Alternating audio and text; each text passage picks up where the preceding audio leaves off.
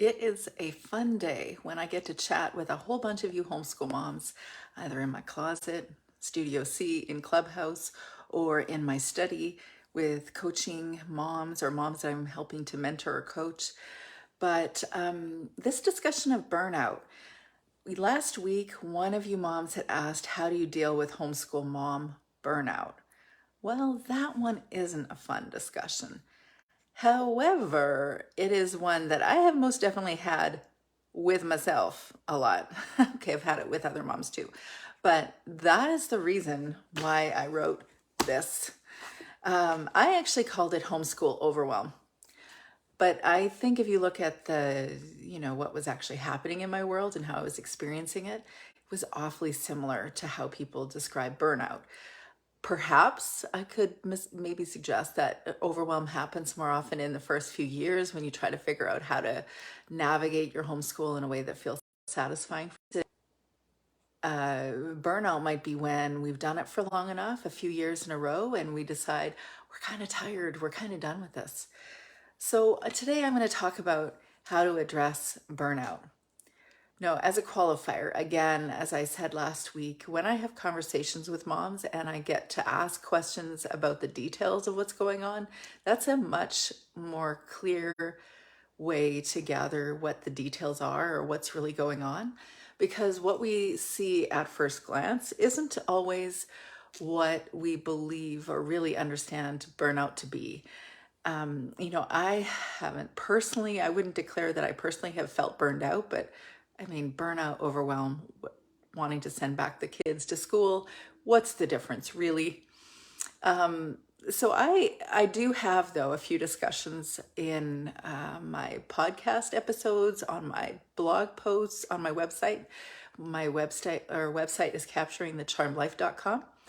And so I had a conversation with Kara S. Anderson. She is one of the homeschool sisters. I think she's retired now, but she is a podcaster herself. She was a homeschool mom for many years. I have an opportunity to chat with her on my website. And so our discussion was grow your confidence and banish your burnout. I had her book, More Than Enough, Grow Your Confidence, Banish Burnout, and Love Your Life, in my Homeschool Mama book club in last October. And I think her book is beautiful and is hilarious and really addresses that specific discussion about burnout. Not coincidentally, I also had a conversation in the very beginning of my podcast, season 1, episode 3, with Rowan Atkinson, who is a Canadian homeschool mom. She actually is the publisher behind my book. And she and I had a conversation about burnout. She's got her own book on burnout as well. And those are some of the resources that I have on my website. So I also created a resource that I released last week, and I can show you the non-colored version of it. I'm going to be getting the colored version really soon.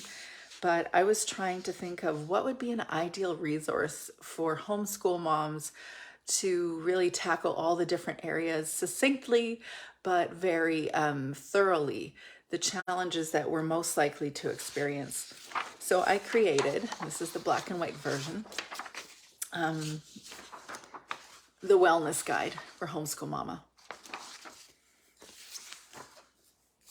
And I discuss what I think is the most important things that we need to address in our homeschools in order to not get burned out.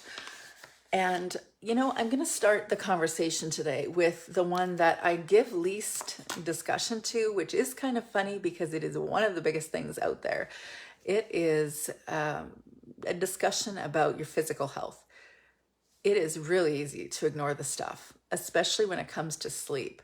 And for a funny reason, every time I turn toward this particular window, I feel like I get squinty, so it actually makes me look tired. So that's really kind of wild. I'm not tired, just squinty. But sleep is the most difficult thing to get, especially when we have littler kids. As I was just sharing in the clubhouse room, probably when my youngest child was 5, was when I started really sleeping through the night. And that's solidly like 16 years of sleep deprivation over the course of time, and then throw on a half dozen years of nursing or working in the labor and delivery night shifts. That's a long time to be sleep deprived. Having said that, I'm married to a medical physician, so we'll just definitely not emphasize that I am sleep deprived. He most definitely has been for many, many years. But I think sleep is actually such a big component of your happiness and just a baseline to emotionally regulate. If you're not getting sleep, you're probably not going to be able to handle the dysregulation that happens with your kids because they're kids. So I think sleep is just one of the most important things that we can do.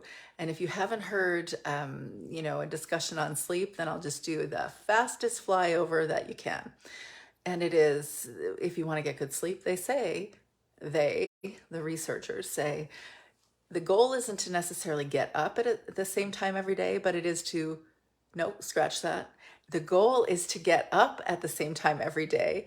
It isn't necessarily to go to bed at the same time every day, although probably those will gradually happen consistently. So our goal is to wake up at the same time every day, and our bodies will naturally adjust to that. Now, of course, there are various reasons why we might have sleep issues because something else is out of whack. But if you want to supplement your sleep, really get deeper sleep, well, I could talk to you about sleep supplements, but I might do that another time.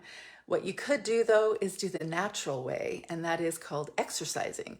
Because when you get exercise, you are able to sleep deeper. Also, you can burn off tension. And that's a beautiful thing as a homeschool mom, that burning off tension is something we mostly need to do on routine. So somehow find a way to exercise every day, whether that's with the kids on the trampoline, or you go for a walk with the dog, or literally any activity that gets your body moving. And the harder, the better. If you can do it for 20 minutes consistently throughout the week, if you tell yourself to do it every day, then maybe you'll do it 3 to 5 times a week. That's my approach to it anyways. But burning off tension is such an important reason to exercise, as we all know. And it'll get us deeper sleep. I think it's super important, even for the most extroverted of moms, to get quiet time away from our kids. It's a different kind of quiet, and it serves our mental health.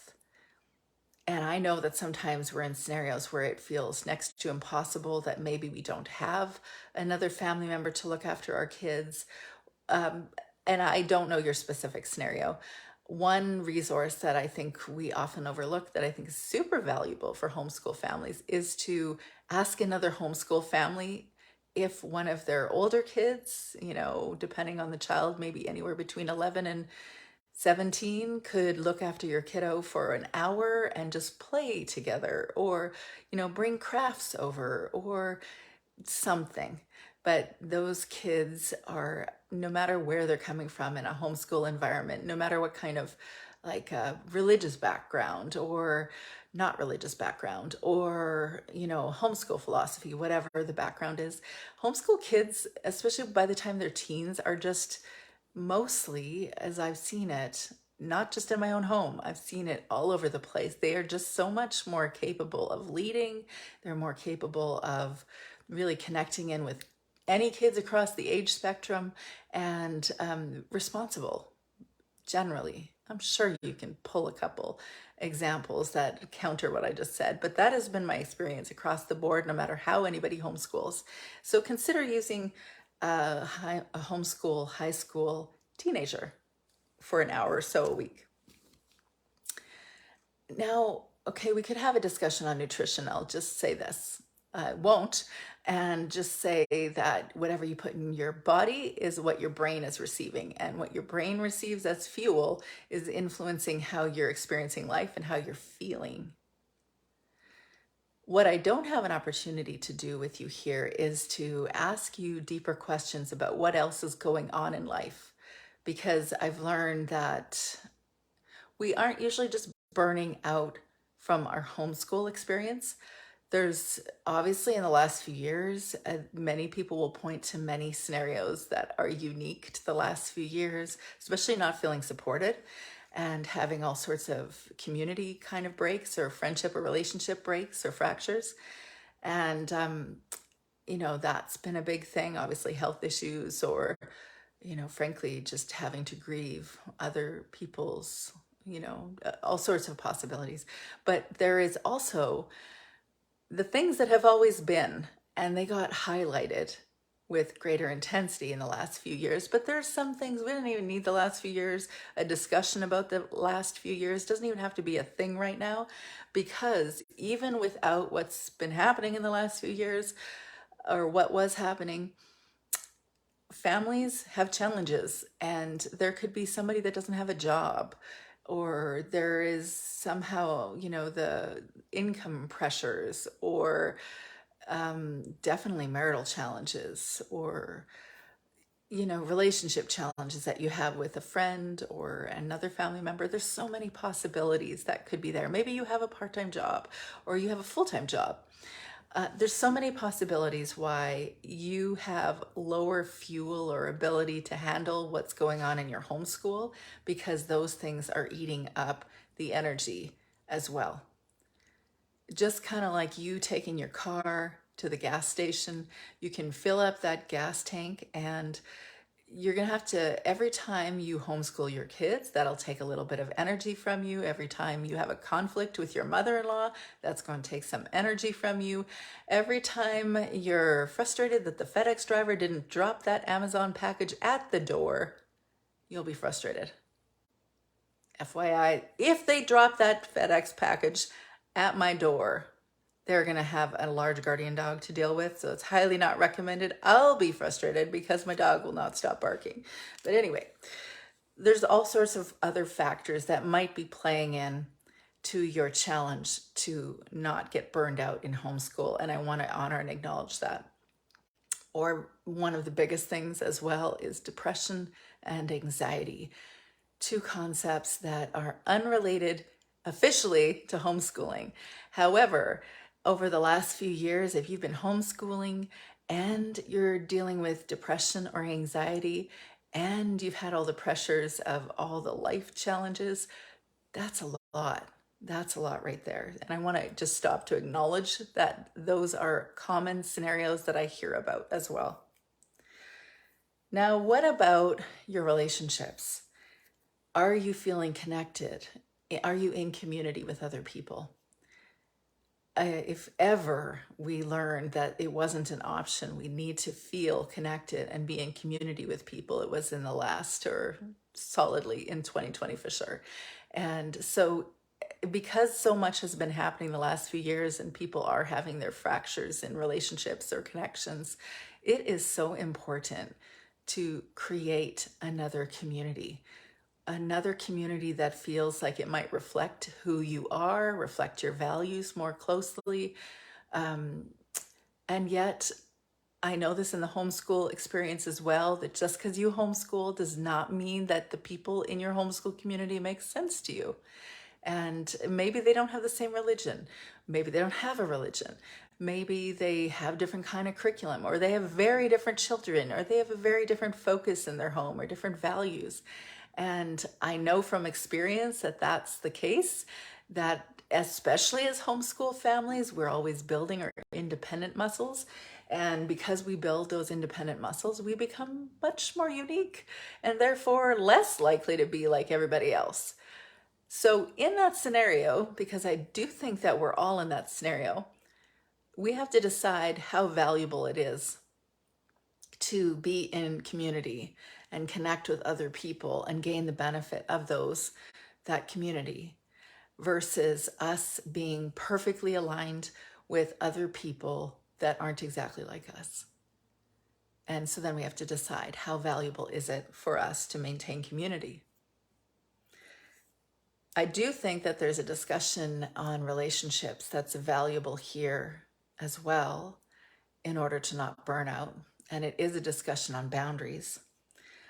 When we have a stronger sense of ourselves and who we are, our values, what we're all about, we are less likely to have frustrations with other people because we don't notice or really care that much that they see things differently or that they'd like things to be different.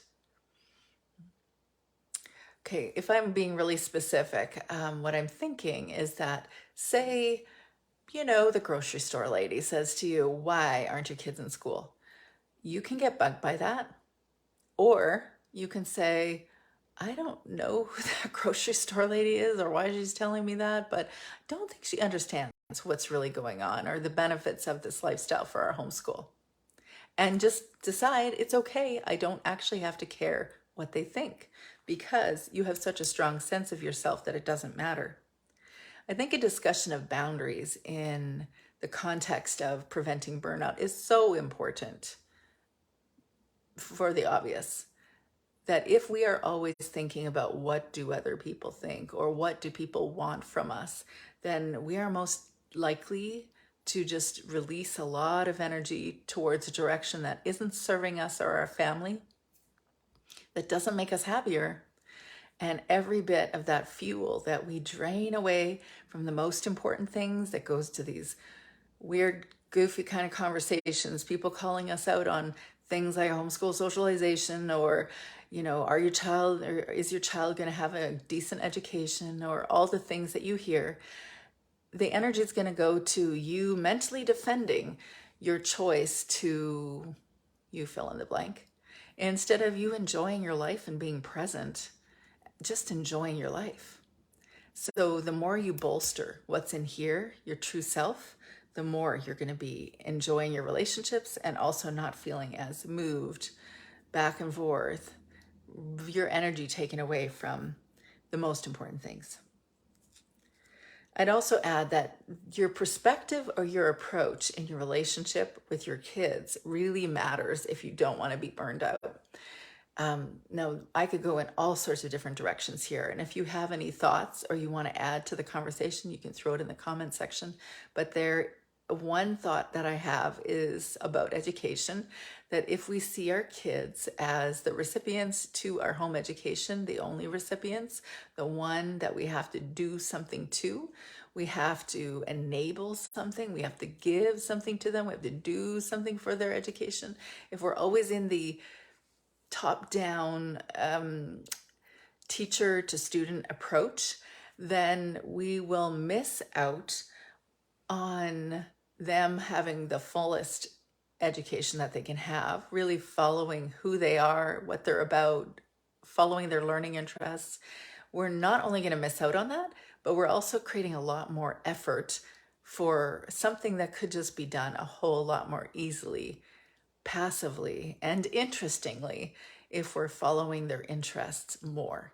Just lean into that, because how we approach our kids in that will greatly influence the level of pushback they'll give us. And it's not that I think that we shouldn't at times have a reason to say, "No, you can't hit your sister," or, "Hey, what's going on? We need to talk through on this thing, what's happening, because you can't swear at your brother," or you fill in the blank. I'm sure you can come up with a couple ideas there too. And our perspective deeply influences how we approach them. I want to honor anybody who is feeling burned out and just acknowledge that if you're feeling burned out because you're homeschooling and you have a chronic illness or you're unwell in some way and it's been a long-term thing, then just my heart goes out to you, trying to manage those things and be present with your kids and also take care of yourself is just a whole different level of challenge. Now, I want you to know that in any of these scenarios, you're welcome to chat with me. You can book a conversation with me in the Calendly link down below, and we can talk about whatever is your challenge right now and decide if there's a way we could create a plan to address that. Sometimes women come to chat with me about growth goals. Sometimes it is addressing a particular challenge that they've got right now. Whatever it is, why don't we just have a chat and decide if this is something that would benefit you and your homeschool family. And I think that is what I'm going to leave it at today. Of course, I would love to have a conversation with you one-on-one because a discussion on burnout means there's a lot of different factors that are likely contributing to whatever is experienced here. I truly do wish for you to be able to unravel that, unpack that, figure out how you can turn your challenges into your charms, but I really mean it. Now, is there something magical about having the deer walk right past our window as I'm talking with you? Is that a good luck charm? Or does that just mean my shrubs are about to be eaten? Well, it was lovely chatting, and if you'd like to throw in another thought or question down below, I'm happy to address it. I'll be back here next Tuesday, 2:15. I hope you have a great week.